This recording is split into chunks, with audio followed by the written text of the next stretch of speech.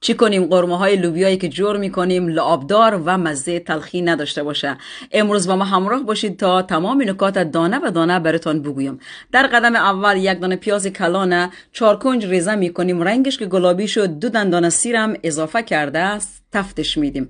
زردچوبه، مرچ سیاه، زیره و تخم گشنیز، مقداریم نمک، کلگیش را خوب سرخ میکنیم. دقت کنید همیشه مساله دیگه تان بریان کنید که مزه غذایتان دو چند میشه. 2 دانه برگ بو، 2 قاشق رب هم اضافه میکنیم. رب هم همیشه همراه آب باز کنید، بعد خوب سرخ کنید که هم غذایتان خوش رنگ میشه و هم خامبویی رب نداره. من گوشت را جداگانه یخنی کردم، در یک بخار پخته کردم. لوبیا ها را از شب قبل تر کردم و جوشاندم، آبش دور انداختم، یعنی 1 قطره آب نباید در لعابتان اضافه شود که مزهش تلخ میشه. این یک نکته. نکته دومی است که حتما لوبیا ها را از شب تر کنید که لعاب